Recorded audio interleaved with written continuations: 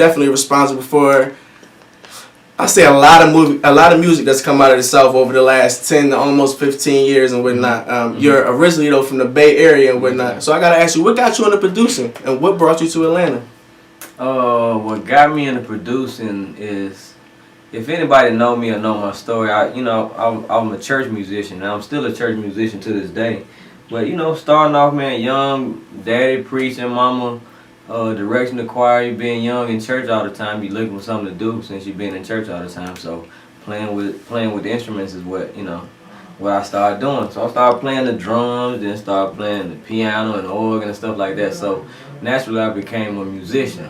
Now when you get older, you get to playing with keyboards and drum machines, because you're a musician, so you wanted to try different things, have different toys to play with. So that's what it was. It started off as me just, having something to do and playing with the stuff, playing with equipment. Then once you learn how to make beats, it's like, okay, that's fun. Now I want to get my little brother or my cousin or somebody come rap on it. Or I might want to rap on it. So it turned into a hobby and fun until you end up getting some money for it, or you get a song and get on the radio. So that's how I started producing. Now, what brought you to Atlanta? Because a lot of people know you for your work with Gucci and Young Scooter and OJ the Juice Man, but I understand that you actually got your first placement when you were still in the Bay Area with a cat. I think his name was JT the Bigger Figure or something. JT the Bigger Figure was the guy that took me in and really just showed me how to work the studio equipment and how to record. So he'll be the guy that like I couldn't afford all the drum machines and everything, at first. So he'll come to my studio, let me show you how to work it. There you go, you know how to work it, cool. I'm finna be gone for a couple hours, play with it, do your thing. So I'm making beats.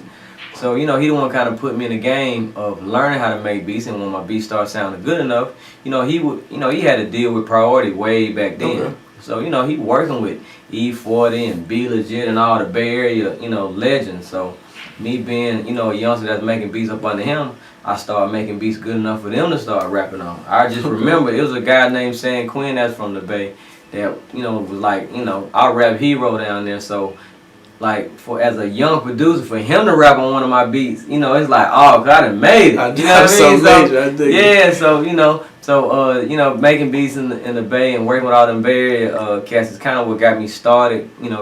Got my feet wet. And started making a few dollars that way too. But my parents, my dad was in the military, so we moved all my life. I was born in Germany. We done moved a million times. So that's what brought me to Atlanta, because I'm out in the Bay, but my pops retired and they moved to Atlanta. So I still stayed out in the Bay for another 2 years because I started doing my music thing. But I couldn't really afford to be there and have a studio and, and pay rent and all that. So what I started doing is buying, my own equipment and shipping it to my mom and dad's house, because they were like, we got a basement downstairs, So I just bought the equipment, shipped it to Atlanta, and then came to Atlanta, man. That's amazing. That's definitely amazing. So once you got to Atlanta, how did your relationship build with Gucci? How did y'all, form the sound that y'all formed and kick things off down there? Well, back when I first came to Atlanta, Gucci Mane wasn't a known rapper or none of that type of stuff. It was just a guy, from around the way. I'm a new producer. I'm a new guy that's in Atlanta that got a studio. So a lot of guys, I was going to barber college when I first came down here. To make some money. That's how I do. I was cutting hair. I was cutting hair and playing music at the church. I've been doing that my whole life. So your movie was pretty much that's exactly what biopic. Yeah, and it's the same. I still do the same thing. So that's how I ran into Gucci. You got guys coming from the barbershop, or they got their homeboy, their cousin want to come by. I'm making beats, we rapping and all that. So he came by when Gucci first started coming by. He had a nephew that he was trying to write for, get him to rap. So he was trying to get me to give him some beats for him, and Gucci Mane write for him. So it wasn't like, it was Gucci Mane and then, Zaytoven started working with him. It was just, we started building our own relationship, just working in the basement together when we were both was nobodies. But, then we started, he started getting hot. And this was to try to get on, a lot of times you got to find an artist that you connect with and y'all sound connect together. And then y'all just go from, from ground up. Because once that artist get hot, then you start getting hot. People want to know who doing his music or who making the beats for him. So, So that's how it went. Gucci Mane to come over every morning. It be 7, 8 o'clock in the morning. We there all day just recording songs, doing music. when you got with that camp, what was the first song that you guys did together when you said like, we might actually have something here, like this might be it? Man, I used to think everything we did was it. Really. Now, didn't nobody else around think it was it. They like, oh, that junk whack, bro. That ain't it, man. He can't rap, that junk ain't. But to me, it just sounded so good to me. Everything we was doing is like, man, it was just almost like picture perfect together. So I knew from the jump that it was special. You know what I mean? So it took us to do the Black Tea. We did the Black Tea remix. It was a song out, you know, White Tea, franchise, but we did the Black Tea. I remember that. What I mean? So we did the Black Tea. That kind of gave us a little buzz. But then after that, we did Icy. We did the song with Jeezy. Jeezy was like the hottest thing smoking then. So that gave us the attention we needed to be like, okay, they got something. You know what I mean? So, but you know, when you heard when Icy started coming on in the club and then on the radio, that's when I knew for a fact, like, okay, it's signed and sealed. You know what I mean? We got something. We really got something special. Well, what's your weapon of choice and whatnot when you're creating a beat? What are your favorite plugins or VSTs and things like that you like to use? Well, I'm a old school dude for real, man. Like, you know, when y'all get pictures of stuff in the studio, you see I use a lot of, you know, keyboards and MPC 2500, 2000, the Roland and the Motif. Like, these are all keyboards. This is outboard gear. This ain't the newer people. They don't really use this as much because it's first of all it's expensive. Then it's a lot of work even using all this stuff. I can respect that. Yeah, but that's where my sound came from. So I don't never really try to get away too far from my sound because it's like even with me and Gucci doing what we did 10 years ago, like say with the Migos now, it's the same sound I've been doing 10 years ago. It's just you know what I mean? But it's just it's coming with a new flavor with new artists, but it's the same sound. So I always felt like, well, I don't want to change, you know what I mean, who I am on my sound, because obviously it means something. You got a lot of producers that still make beats that sound like mine. Off of the stuff I was the same thing. I ain't switched the beats in for 10 years. Not saying, and what's so crazy is this is not what I'm the best at. It's just what I'm known and popular for. So it's like, I do, like I did Usher, I did Papers, I can do R&B. I'm a musician, so I can play chords, I can make music that sound pretty and good and big. But people know me for, the music that sound like Gucci Mane. We want the Gucci Mane sound of music. So I've been doing that for so long and got known and so popular for that people that's what they want. And they still want that same thing to this day. That's definitely real. That kind of falls into my next question. I wanted to know, your sound longevity is definitely something that people connect with you in your career because you've been around for about 10 or 15 years, and that is extremely uncommon for not only artists but producers and whatnot. And the sound that you created in Atlanta, it's still here in Atlanta. You still hear it in the the Migos and the Young Thugs and things of that nature.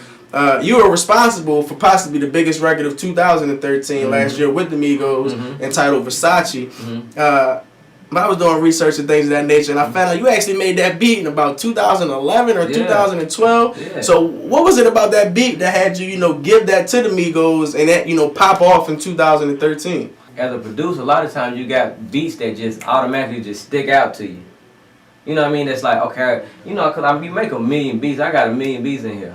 But certain ones, I know the name of it, I know what it sounds like, you know what I mean? Like, it's special to me. I respect that. You know what I mean? So, if I feel like, okay, these guys special, let me pick out the ones I know that's special and get them to them. You know what I mean? So, that's how Versace came. Like, you know what I mean? It's picking them special beats. That's the same thing that happened with Usher. Like, I made that beat 3 years before it came out. I ain't met Usher, talked to them, and even know I'd ever meet Usher, you know what I mean, before we did that. It's just, I had to go back there like, okay, Usher want to do something with you. Let me go and pick out the beats that I think is special, you know what I mean, that'll work for him. So I had to reach back. Sometimes you got to reach back. So you might give him a beat you did yesterday. You might give him a beat you did a year ago, a beat you did 6 months ago. Then it might be one you did 4 years ago. It's because you hear like, okay, they'll sound good doing this right here. So that's how the Versace came. That's why the beat's so up. I definitely respect that. That's crazy how, you can music that pretty much goes to show that music is timeless. It's timeless, man. You made something 2, 3, 4 years ago and then boom. It might happen this year. It might be the beat that I made 4 years ago might be, the big hit that come out this year. We don't know. Or it could be the beat I did yesterday. Or it could be the beat, you know, I'm doing right here in front of your face. We don't know. I dig that. But I just gotta use, as a producer, you gotta use your discretion and be like, okay, this artist, this how he sound. Let me go in the vault and pick out, you know what I mean, certain ones I think that he gonna sound good on. Now, you also recently, you showed us another side of Zaytoven, your acting side. Now, to many of us, we believe that acting was new, but you've actually had acting in your past. You appeared on Boy Meets World as a youngster. You appeared in a Michael Jordan commercial as a youngster as well. And last summer, you blessed the streets with Birds of a Feather. Now, we gave mention to the biopic. I said it was a biopic because a lot of the story pretty much talked about you being an up-and-coming producer, new to Atlanta, talked about being a barber and everything like that, and publishing going wrong, and the things that can happen in that situation. What was it like filming Birds of a Feather, and do you have anything else in store in the coming future? Man, I tell everybody, Birds of a Feather might have been the funnest time in my life, because, it's giving me something else to do. Me doing music, I've been doing music all my life, producing music and recording. So to start trying to act in front of a camera, I'm not no actor or none of that. And I'm not an artist. I'm a producer, so I'm more so behind the scenes. So to sit here and be in front of this camera, you know what I mean, on and off, and I got to remember lines, and I got to feed off the person I'm acting with, it was just so fun, man. I laughed so much and had such a good time that, it made me want to be like, okay, well, this is something I want to continue to do. The guy that wrote the movie and directed it was the guy, Nuke. He played my cousin in the movie. And he did such a wonderful job of whipping everybody that's acting in the movie into shape. Because we didn't have no actors in the movie. It's just like, okay, you come on do this. You a rapper too? We going to use you. So I'm picking people I know to make this movie. So you got to get a director that know, like, that can really whip them into shape to make the movies, look good and believable. So right now, man, we working on the next movie. We will start shooting it maybe a week from now. Okay. The new movie is called Finesse. It's a comedy. So y'all make sure y'all be on the lookout for this, because we stepping it up, man. The camera quality, the music, the sound, the clarity of it, everything's gonna be stepped up another level. So I'm too excited about this. Yeah, definitely make sure y'all look out for that. And if you haven't had the opportunity to check out Birds of a Feather, they can check it out on Netflix. Man, go Netflix, Walmart, Amazon, iTunes. You can get it pretty much anywhere. Yeah, definitely a top 5 urban movie that came out last year. So that says a lot for, especially the way that we shot it. We guerrilla shot it, you know what I mean? We halfway knew our lines, we just feeding off each other. We using a certain camera that ain't all that, so it's like for us, for it to do as well as it did, it meant a lot. Now you're also dabbling into another field as well, as far as the book writing is concerned. I understand you're putting together a book. It's complete now from A to Z. From A to Z. It's pretty much like a manual for producers. Could you elaborate a little bit more on that for us? Yeah, it's more so like a manual for producers and artists, or anybody that's trying to get in the music business. Okay. It's just me giving back, showing the steps I took to make it in the music, the things I've done, the type of lifestyle I live. A lot of it has, a lot of my success has to do with not just my musical ability, but the type of lifestyle I live, the type of choices I make, the things I do. So that's me, kind of giving the game to the next person that might want to do it the same way I do it. I'm an independent producer. I never signed with nobody, never took any deals or anything like that, never had no management. If I was an up-and-coming producer and I was coming to you for advice, what advice would you give me moving forward in the rap business?